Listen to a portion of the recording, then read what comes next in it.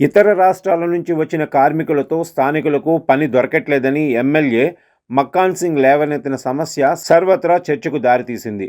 దేశంలో ఎక్కడైనా పనిచేసే స్వేచ్ఛ ఉన్నప్పటికీ ప్రభుత్వాలు స్థానిక కళాకారులకు నైపుణ్య శిక్షణ ఇప్పించి ప్రోత్సహించాలి.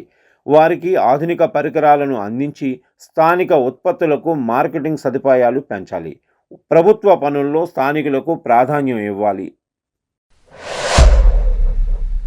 నటుడు శివాజీ, అవధాని గరికపాటి నరసింహరావు హిందూ దేవతలపై యూట్యూబర్ అన్వేష్ తీవ్ర వ్యాఖ్యలు చేసిన విషయం తెలిసిందే. దీంతో చాలామంది ఆయనపై కోపంతో రగిలిపోతున్నారు. ఆ కౌంటర్స్ అతనికే బ్యాక్ ఫైర్ అయ్యాయి. నెటిజన్స్ అన్ఫాలో చేయటం, రిపోర్ట్లు కొడుతూ ఉండటంతో ఎట్టకేలకు దిగొచ్చారు. తన వ్యాఖ్యలను వెనక్కి తీసుకోవాలంటూ గరికపాటి శివాజీ దేవతలకు క్షమాపణలు చెప్పారు. తన వ్యాఖ్యలను వెనక్కి తీసుకుంటూ గరికపాటి శివాజీ దేవతలకు అన్వేష్ క్షమాపణలు చెప్పారు. తను అన్న మాటలకు వివరణలు ఇచ్చే ప్రయత్నం చేశారు.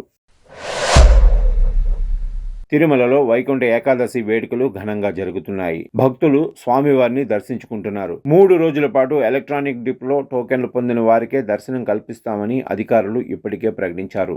జనవరి 2 నుంచి అందరు భక్తులు దర్శనం చేసుకోవచ్చని చెప్పారు. అమెరికాలోని డల్లాస్లో జిప్ లైన్ డ్రోన్ను డెలివరీ సేవలు ఆశ్చర్యపరుస్తున్నాయి.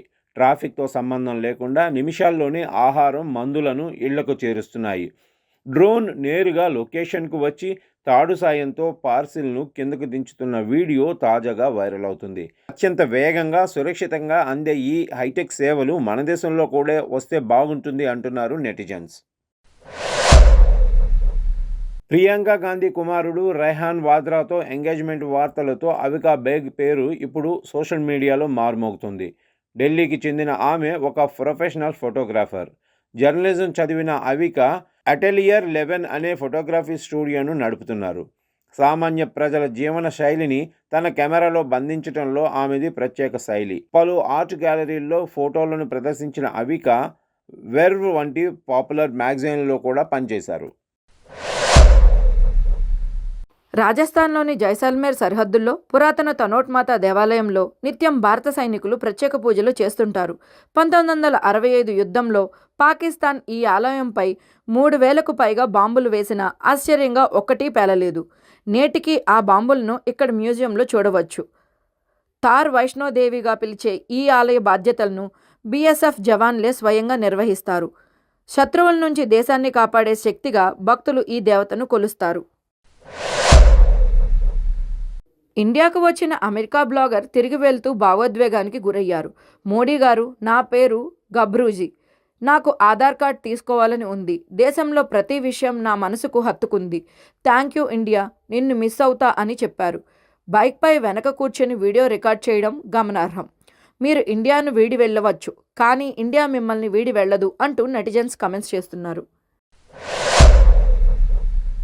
ఆరావళి పర్వతాల్లో మైనింగ్ వల్ల కలిగే పర్యావరణ ముప్పును ఓ కళాకారుడు వీడియో ద్వారా కళ్లకు కట్టినట్లుగా వివరించారు. కొండలను తొలిచేస్తే రాజస్థాన్ ఎడారి నుంచి వచ్చే దుమ్ము, ధూళి నేరుగా నగరాలపై పడి వాతావరణాన్ని విషతుల్యం చేస్తాయని హెచ్చరించారు. దీనివలన భూగర్భ జలాలు అడుగంటి పచ్చని గ్రామాలు, నగరాలు కూడా ఎడారులా మారతాయని ఆందోళన వ్యక్తం చేశారు. ప్రస్తుతం ఈ వీడియో సామాజిక మాధ్యమాల్లో వైరల్ అవుతోంది. 2020లో గాల్వాన్ లోయలో జరిగిన వాస్తవ ఘటనల ఆధారంగా బాలీవుడ్ నటుడు సల్మాన్ ఖాన్ నటిస్తున్న బ్యాటిల్ ఆఫ్ గాల్వాన్ సినిమా పైన చైనా అక్కసు వెళ్లగక్కుతోంది. ఈ మూవీ టీజర్ డిసెంబర్ 27న విడుదలైన నేపథ్యంలో ఇది చరిత్రను వక్రీకరిస్తోందని చైనా అధికారిక మీడియా గ్లోబల్ టైమ్స్ విమర్శించింది. భారత సైనికుల వీరత్వాన్ని తక్కువ చేసేలా వ్యాఖ్యలు చేస్తూ తమ వైపు జరిగిన భారీ ప్రాణ నష్టాన్ని దాచే యత్నం చేస్తోంది. వైకుంఠ ఏకాదశి సందర్భంగా తిరుమల శ్రీవారి ఆలయానికి భక్తులు పోటెత్తుతున్నారు.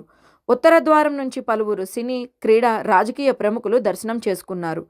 ఆంధ్రప్రదేశ్ ఎంపీలు పెద్దిరెడ్డి మిథున్ రెడ్డి, గురుమూర్తి, MLA Peddireddy, Chintamaneni Prabhakar, Telangana MP Raghunandan Rao, MLA Mallareddy, భారత క్రికెటర్లు తిలక్ వర్మ, సూర్యకుమార్ యాదవ్, సినీ నటులు రాజేంద్ర ప్రసాద్, శివాజీ, శ్రీలీల తదితరులు దర్శించుకున్నారు.